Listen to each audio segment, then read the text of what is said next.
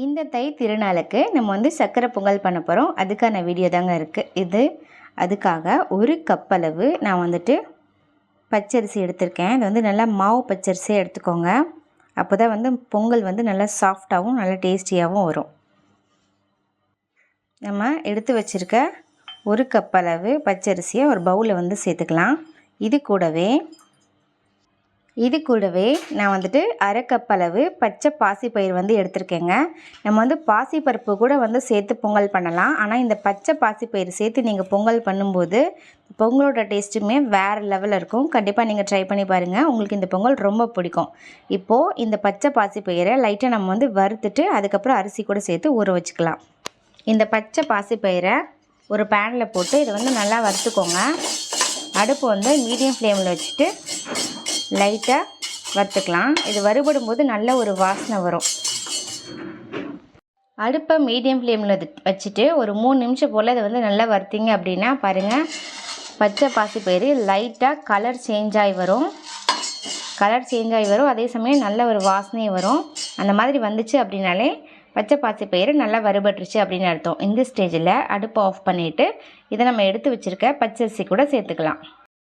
இப்போ நம்ம வறுத்த பாசிப்பயிரை வந்துட்டு அரிசி கூட சேர்த்துட்டு இது ஒரு 3 டைம் போல் நல்லா வாஷ் பண்ணிவிட்டு அதுக்கப்புறம் தண்ணி ஊற்றி நல்லா ஊற வச்சுக்கலாம். ஒரு 20 நிமிஷம் போல் தண்ணி ஊற்றி நல்லா ஊற வச்சுக்கலாம். 3 தடவை அரிசி வந்து நல்லா வாஷ் பண்ணியாச்சு. இப்போ வந்து நம்ம நல்ல தண்ணி சேர்த்துட்டு ஒரு 20 நிமிஷம் போல் இதை வந்து நல்லா ஊற வச்சுக்கலாம். இதை நல்லா ஊற வச்சு நம்ம வந்து பொங்கல் செய்யும்போது பொங்கல் வந்து கொஞ்சம் குயிக்காக ரெடி ஆயிரும். அதுக்காக தான் வந்து அரிசி வந்து நல்லா ஊற வச்சு அதுக்கப்புறம் பொங்கல் வைக்கிறது. இப்போது 20 நிமிஷம் போல் இது நல்லா ஊறட்டும். அரிசியும் பச்சை பயிரும் ஒரு அரை மணி நேரம் போல் நல்லாவே ஊற வச்சாச்சு. இப்போ தண்ணி வந்து வேற ஒரு பாத்திரத்தில் ஃபில்ட்ரு பண்ணி வச்சுக்கலாம். தண்ணியை வேஸ்ட் பண்ண வேண்டாம். குக்கரில் சேர்த்து தான் நம்ம விசில் விட போகிறோம். இந்த தண்ணியை வந்து நம்ம யூஸ் பண்ணிக்கலாம். இப்போ குக்கரில் அரிசியை சேர்த்துக்கலாம். இப்போ வந்து தண்ணி சேர்க்க போகிறோம். ஒரு கப்புக்கு 3 கப் அளவு வந்துட்டு நம்ம வந்து தண்ணி சேர்க்கணும். நம்ம வந்து அரிசியும் பச்சை பயிரும் சேர்த்து 1.5 கப் எடுத்தோம். அப்போது 4.5 கப் அளவு தண்ணி சேர்க்கணும். இப்போ தண்ணி சேர்த்தாச்சு. 4லேருந்து 5 விசில் வரைக்கும் வச்சுட்டு நம்ம எடுத்துக்கலாம். அந்த மாதிரி 5 விசில் விட்டு சாதம் வந்து நல்லா குழைவாக இருந்தால் தான் பொங்கல் வந்து டேஸ்டியாகவும் சூப்பராகவும் இருக்கும். அதை மூடி போட்டு ஒரு 5 விசில் விட்டுக்கலாம். பாருங்கள், 5 விசில் விட்டு எடுத்தாச்சு. சாதமும் பச்சை பயிரும் நல்லாவே வெந்து வந்திருக்கு. பாருங்கள் எந்தளவு நல்லா குலைவாக இருக்குது அப்படின்ட்டு. இதில் வந்து லைட்டாக தண்ணி இருக்க மாதிரி இருக்கும். இதை வந்து ஒரு அடுப்பில் சிம்மில் வச்சுருங்க. இன்னொரு அடுப்பில் நம்ம வந்து பாகு ரெடி பண்ணலாம். பொங்கலுக்கு வந்து ஃபஸ்ட்டு வந்து பாகு வந்து நம்ம ரெடி பண்ணிக்கணும்.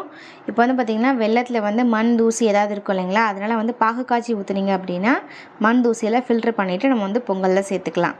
ஸோ 1.25 கப் அளவுக்கு நான் வந்துட்டு வெல்லம் எடுத்துக்கிறேன். அதாவது 1 கப் அளவு ரைஸு, அரை கப் அளவு பச்சை பயிறு சேர்த்துனோம் இல்லைங்களா. ஸோ மொத்தமாக நான் 1.25 கப் அளவு வெல்லம் எடுத்திருக்கேன். இதில் ஒரு அரை கப் அளவு தண்ணி சேர்த்துட்டு வெல்லத்தை வந்து நல்லா கரைச்சி எடுத்துக்கலாம். பாருங்கள், வெல்லம் கரைஞ்சி பாகு வந்து சூப்பராக ரெடி ஆயிடுச்சு. இப்போ அதை ஃபில்ட்ரு பண்ணி அப்படியே வந்துட்டு நம்ம பொங்கலில் சேர்த்துக்கலாம். பாருங்கள், சாதம் வந்து நல்லா குழைவாகவே வந்துருச்சு. இப்போ இதில் வந்து நம்ம வந்துட்டு காய்ச்சின பாகை வந்து ஃபில்ட்ரு பண்ணிக்கலாம். பாகு சேர்த்ததுக்கப்புறம் அடுப்பை மீடியம் ஃப்ளேமில் வச்சுட்டு இந்த மாதிரி நல்லா கிளறி விட்டுக்கோங்க.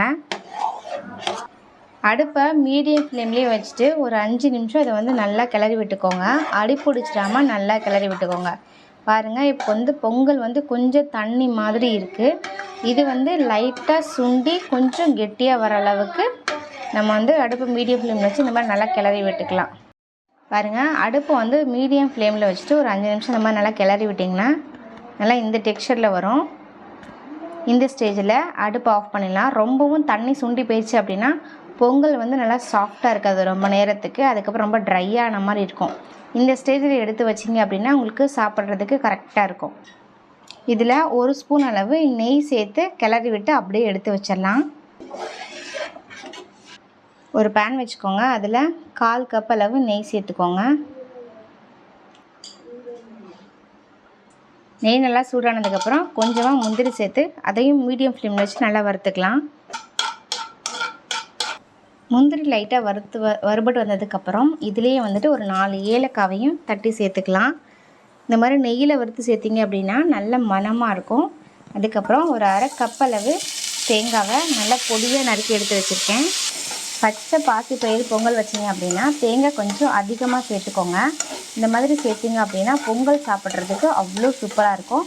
இந்த தேங்காவும் நெய்யில் வந்து நல்லா பொன்னிறமாக வறுபட்டு வரணும், அந்தளவு நல்லா வறுத்துக்கோங்க. தேங்காவும் முந்திரியும் நெய்யில் நல்லா பொன்னிறமாக வறுபட்டுருச்சு. இதுக்கப்புறமேட்டுக்கு நம்ம திராட்சை சேர்த்துக்கலாம். திராட்சை சேர்த்துட்டு இதுவும் நல்லா வறுபட்டதுக்கப்புறம் நம்ம ரெடி பண்ணி வச்சுருக்க பொங்கலில் வறுத்த எல்லாத்தையுமே பொங்கலில் சேர்த்துக்கலாம். நான் சொன்ன இதே மெத்தடில் நீங்கள் ஸ்டெப் பை ஸ்டெப்பாக பொங்கல் வந்து செஞ்சு பாருங்கள். இந்த பொங்கலோட டேஸ்ட்டுமே அவ்வளோ அட்டகாசமாக வருங்க. பொங்கலுமே ரொம்ப டேஸ்டியாகவும் இருக்கும். நெய்யில் வறுத்த முந்திரி, திராட்சை, தேங்காய் எல்லாமே இந்த பொங்கலை வந்து நம்ம சேர்த்து நல்லா கிளறி விட்டுக்கலாம். பாருங்கள், அடுப்பு ஆஃப் பண்ணி எடுத்து வச்சுட்டு ஒரு 10-15 நிமிஷம் ஆயிடுச்சு. பொங்கல் அப்பயும் பாருங்கள் எப்படி சாஃப்டாக இருக்குது அப்படின்ட்டு. ஸ்டெப் பை ஸ்டெப்பாக இதே மாதிரி ஃபாலோ பண்ணி பொங்கல் செஞ்சு பாருங்கள். பொங்கலோட டேஸ்ட்டுமே அவ்வளோ அட்டகாசமாக வரும். இதே மாதிரி நீங்கள் குக்கரில் தான் பண்ணணும் இல்லை, பானையில் கூட இதே மாதிரி நீங்கள் ட்ரை பண்ணால் பொங்கல் வந்து நல்லா டேஸ்டியாகவே கிடைக்கும் நமக்கு. இது அவ்வளோதாங்க. சும்மா செம்ம சூப்பரான பச்சை பாசிப்பயிரை வச்சு ஒரு சூப்பரான பொங்கல் வந்து ரெடி ஆயிடுச்சுங்க. சிம்பிளான டேஸ்டியான சக்கரை பொங்கல் குக்கர்லேயே ரெடி பண்ணியாச்சுங்க. பொங்கலோட டேஸ்ட்டுமே அவ்வளோ அட்டகாசமாக இருக்கும். இதில் ஒரு சின்ன டிப்ஸ் என்ன அப்படின்னா, நீங்கள் வந்து குக்கரில் விசில் விட்டு எடுத்ததுக்கப்புறம் அந்த சாதத்தை நல்லா கிளறி விட்டுட்டு லைட்டாக உப்பு சேர்த்துக்கோங்க. உப்பு சேர்த்திங்க அப்படின்னா தான் நீங்கள் சேர்க்குற அந்த சர்க்கரையோட அளவை இன்க்ரீஸ் பண்ணி கொடுக்கும். பாருங்கள், நல்ல சாஃப்டான டேஸ்டியான சக்கரை பொங்கல் ரெடி. இந்த ரெசிபியை நீங்கள் வீட்டில் ட்ரை பண்ணி பார்த்துட்டு டேஸ்ட் எப்படி இருந்துச்சு அப்படிங்கிறத மறக்காமல் கமெண்ட் செக்ஷனில் சொல்லுங்கள். இது போன்ற நம்ம வீடியோக்களை தொடர்ந்து பார்ப்பதற்கு நம்ம ஆர்ஜி ஃபேமிலி கிச்சனை லைக் பண்ணுங்கள், ஷேர் பண்ணுங்கள், கமெண்ட் பண்ணுங்கள், மறக்காமல் சப்ஸ்கிரைப் பண்ணிக்கோங்க. தேங்க்யூ ஃபார் வாட்சிங் அண்ட் ஹாப்பி பொங்கல்.